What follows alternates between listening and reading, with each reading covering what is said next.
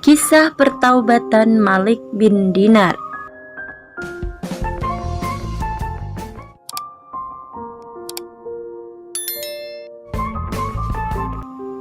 Ini kisah tentang Malik bin Dinar.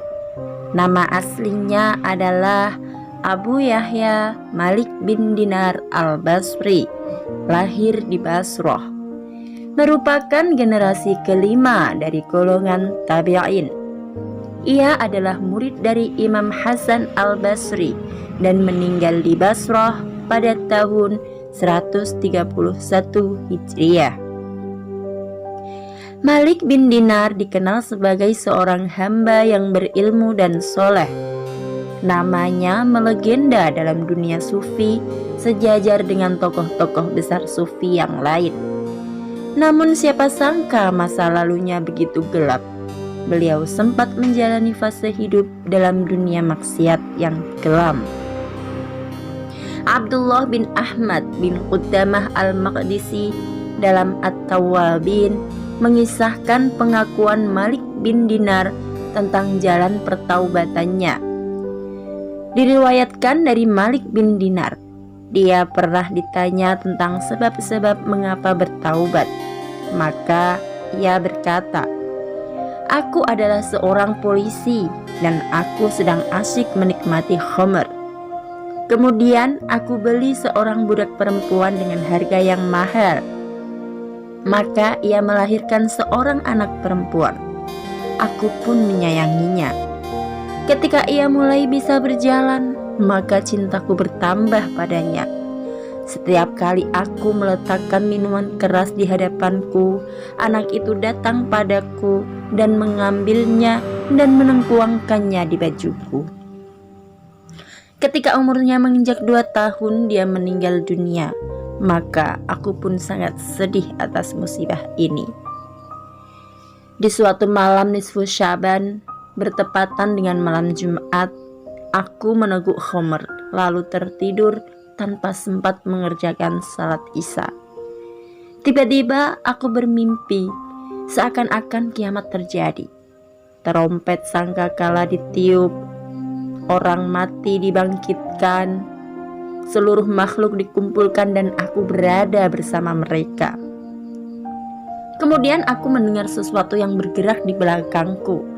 Ketika aku menoleh ke arahnya, kulihat ular yang sangat besar berwarna hitam kebiru-biruan membuka mulutnya menuju ke arahku. Maka aku lari tunggang langgang karena ketakutan. Di tengah jalan, kutemui seorang laki-laki tua yang berpakaian putih dengan wangi yang semerbak. Maka aku ucapkan salam atasnya. Dia pun menjawabnya. Aku berkata, "Wahai laki-laki tua, tolong lindungilah aku dari ular ini. Semoga Allah melindungimu." Laki-laki tua itu menangis dan berkata padaku, "Aku orang yang lemah dan ular itu lebih kuat dariku, dan aku tak mampu mengatasinya. Bergegaslah engkau, mudah-mudahan Allah menyelamatkanmu." Maka aku bergegas lari dan memanjat sebuah tebing neraka hingga sampai pada ujung tebing itu. Aku lihat kobaran api neraka yang sangat dahsyat. Hampir saja aku terjatuh ke dalamnya karena rasa takutku pada ular itu. Namun pada waktu itu seorang menjerit memanggilku, "Kembalilah engkau karena engkau bukan penghuni neraka itu." Aku pun tenang mendengarnya. Maka turunlah aku dari tebing itu dan pulang. Sedang ular yang mengejarku itu juga kembali.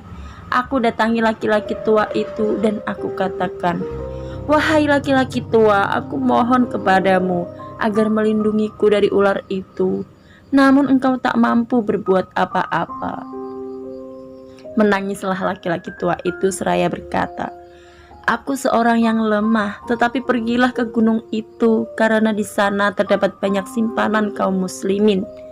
Kalau engkau punya barang simpanan di sana, maka barang itu akan menolongmu." Aku melihat ke gunung yang bulat itu yang terbuat dari perak. Di sana ada setrika yang telah retak dan tirai-tirai yang tergantung. yang setiap lubang cahaya mempunyai daun-daun pintu dari emas, dan di setiap daun pintu itu mempunyai tirai sutera. Ketika aku lihat gunung itu, aku langsung lari karena ketemu ular sebesar lagi. Maka tatkala ular itu mendekatiku, para malaikat berteriak, "Angkatlah tirai-tirai itu dan bukalah pintu-pintunya dan mendakilah ke sana." Ketika tirai-tirai itu diangkat dan pintu-pintu telah dibuka, ada beberapa anak dengan wajah berseri mengawasiku dari atas. Ular itu semakin mendekat padaku, maka aku kebingungan. Berteriaklah anak-anak itu, "Celakalah kamu sekalian, cepatlah naik semuanya karena ular besar itu telah mendekatinya." Maka naiklah mereka dengan serentak. Aku lihat anak perempuanku yang telah meninggal ikut mengawasiku bersama mereka. Ketika dia melihatku, dia menangis dan berkata, "Ayahku, demi Allah." Kemudian dia melompat bak anak panah menuju padaku. Kemudian ia ulurkan tangan kirinya pada tangan kananku dan menariknya. Kemudian dia ulurkan tangan kanannya ke ular itu, namun binatang tersebut lari. Kemudian dia menundukkanku dan dia duduk di pangkuanku. Maka aku pegang tangan kanannya untuk menghelai jenggotku dan berkata, "Wahai ayahku, belumkah datang waktunya bagi orang-orang yang beriman untuk tunduk hati mereka mengingat Allah?" Maka aku menangis dan berkata, "Wahai anakku, kalian semua faham tentang Al-Quran." Ia berkata, "Wahai ayahku, kami lebih tahu tentang Al-Quran darimu." Aku berkata, "Ceritakanlah padaku tentang ular yang ingin membunuhku."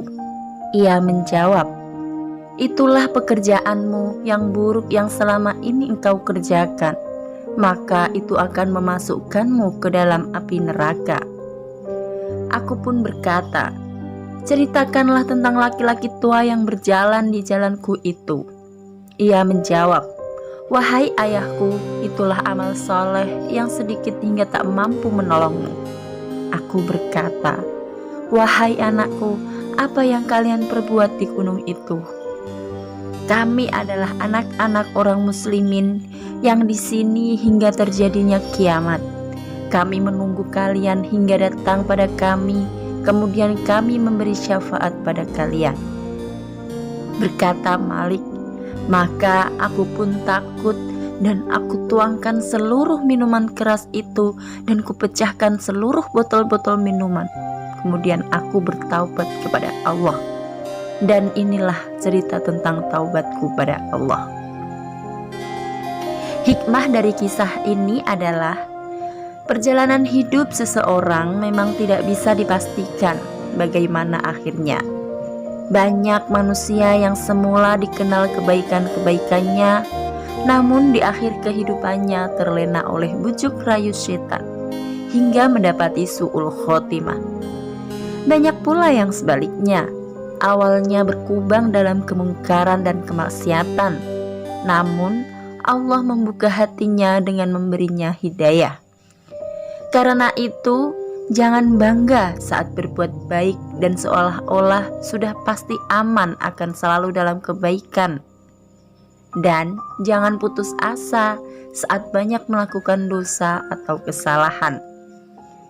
Tak ada yang tidak mungkin saat Allah berkehendak.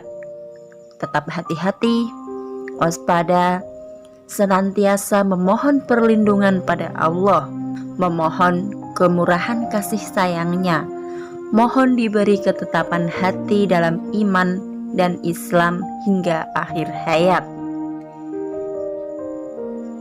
Ya muqallibal qulub, sabbit qulubana ala dinik, wa ya musarrifal qulub, sarrif qulubana ala ta'atik. Amin ya rabbal alamin.